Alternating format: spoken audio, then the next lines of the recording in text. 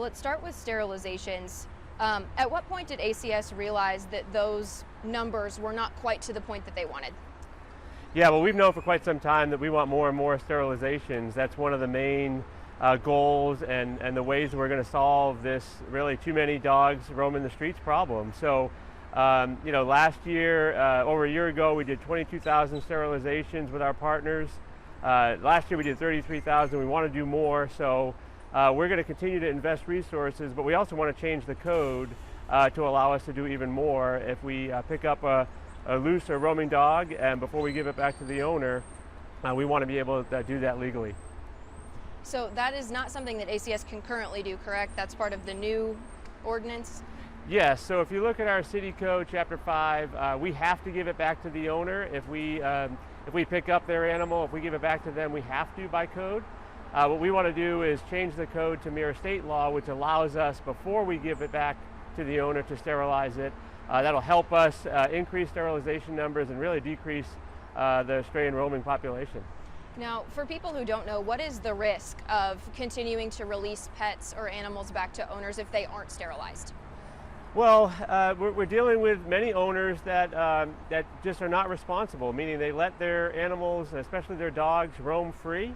That's against the law already, but when they do that, the animals are free in the streets. They find other animals and just have more and more litters. So if we don't continue to increase the spay and neuter surgeries that we do, not only with our partners in our own clinic, but those that we give back to owners, we're really not going to control that population of free and roaming animals. And what you're seeing is a lot of dangerous situations that's happening in our city because of it.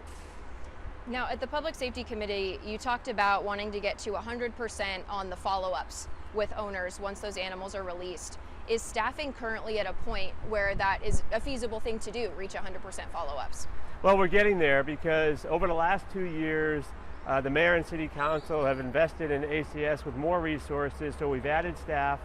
For example, this past summer, they gave us 14 more field staff, so we're able to get to those critical calls. We're increasing those numbers.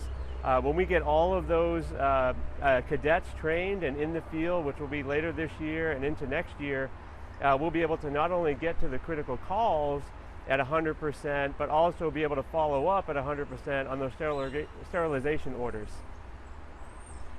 Switching over to repeat offenders now that we're kind of at the end of October, what does the actions look like from ACS in following up with people whose animals have either had multiple bites or bites and citations?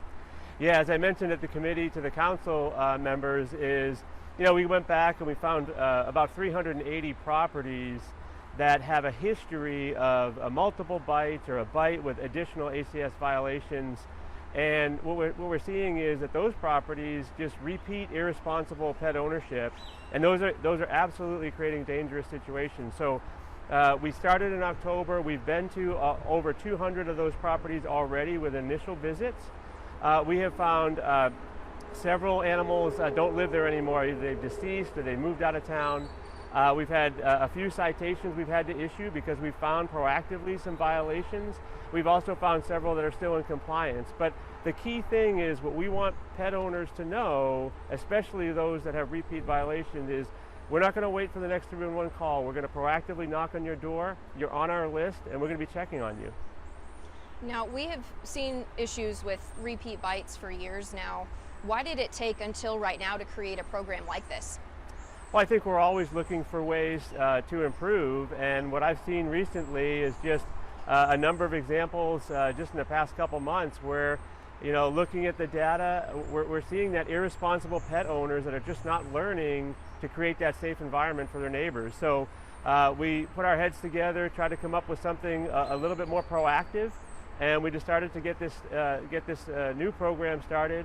As I mentioned to the council members, is we're going to figure out what the results are going to look like and then present those to see if that should be a more formalized program in the future. But I think it's critical for us to, not just wait for that next 311 call. We just need to let these irresponsible pet owners know that we're watching them, and we want them to come into compliance.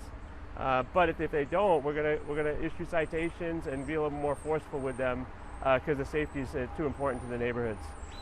What does the overlap look like at these addresses that you're visiting when it comes to registered, aggressive, and dangerous dogs? Are you going to some of those homes as part of the repeat program? Yeah, exactly. So some of those 380 properties do have a designated dog, like a dangerous designated or an aggressive animal, but not all of them and not a majority of them. So, but we are finding some of that overlap, and so I think we're getting a little bit more proactive enforcement on those by this new program, and we'll see what the results show. But I think it's going to help us create safer instances in our neighborhood. Has ACS considered a program like this specifically for proactive inspections for dangerous dog properties?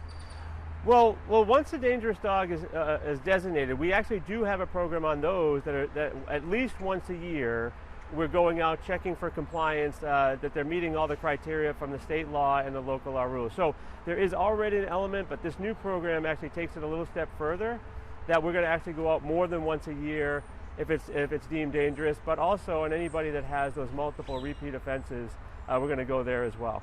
So for dangerous dog owners, they will see that frequency increase? Absolutely, yes. Okay. I think that's all I had for you on that one. So what is the role of municipal court, both in those repeat offenders and the citations and sterilizations? Is there anything more that you would like to see from them to help send a message to pet owners? Well, certainly municipal court is a huge part of the process for us. When we issue citations, certainly that pet owner has their day in court. They can go and the judge will hear both sides of the case. And we look for, in those cases where there's violations, for the judges to enact a fine appropriate. And they typically do. Now, we don't win every case, that's how the judicial system works, and we want it to be fair for everyone. But what we're really looking for is so that when our cases get heard, that we can share the evidence that shows a dangerous situation or a violation of animal care code, and we just want those cases heard and heard quickly. When it comes to changing city code and state law, we've seen several efforts already to get to that point. At the city level, what are some of the things that you would like to see implemented, or things that would help ACS do their job if it were changed in that city code? Sure, and one of the proposals that we're going to do is we're going to propose to change the minimum fines for repeat offenders. As I mentioned earlier, we have a fine structure in our code, but it's those irresponsible pet owners that repeatedly let their dogs out roaming their city streets and create those dangerous situations. So we think it's appropriate that the fine structure be higher. So we're going to propose to change it to higher fines for those repeat violators, and also for those dog bite issues. We have a fine structure for dog bites, but if your dog gets out and bites someone, we feel like that fine structure should be significantly higher. And we're really trying to use that as a deterrent, so people can not only learn the law, but do a better job of complying. It's just too important for our safety.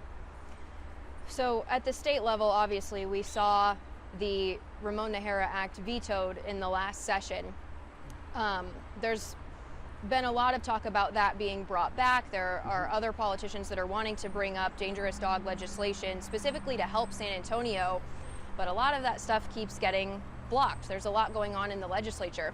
What would your message be to those state officials that have the power to make this change for San Antonio? Well, I think, in here in San Antonio, you're right. It's a problem. We have some irresponsible pet owners. We have a dangerous dog situation that we got to get better control of. And we're looking for any and all help at the state law level as we're going to change our city law. But we think that these laws are critical to ensure that there's a safer neighborhoods, for all of our residents. So we're going to continue working with our state legislation delegates and try to, encourage them to give us a little bit more strength in those laws where we need it, and I'm looking forward to having those conversations after the first of the year when the state legislative process starts. Is there anything specific that you're pulling for state lawmakers to take up in terms of dangerous and loose dogs?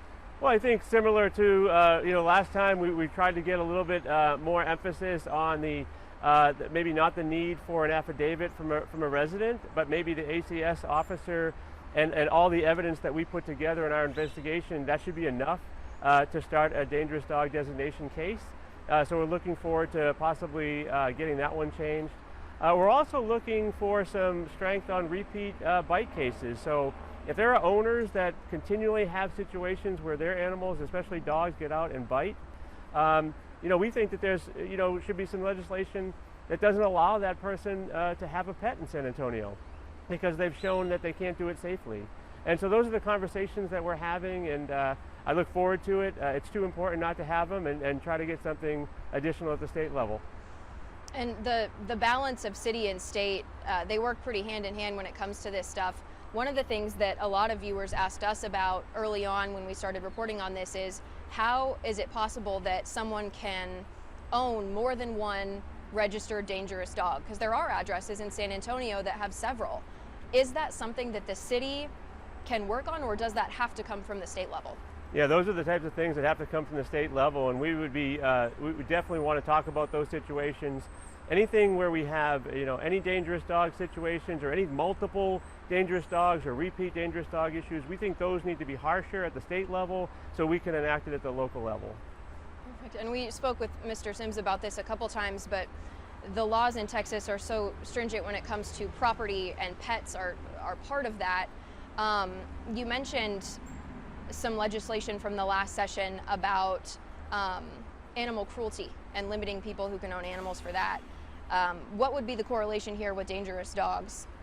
Well, I think the bill you're referencing is one that we've looked at, and we totally wholeheartedly believe in that if you've proven that you're dangerous to animals in those cruelty cases, and that there should be a ban on you owning an animal or a pet.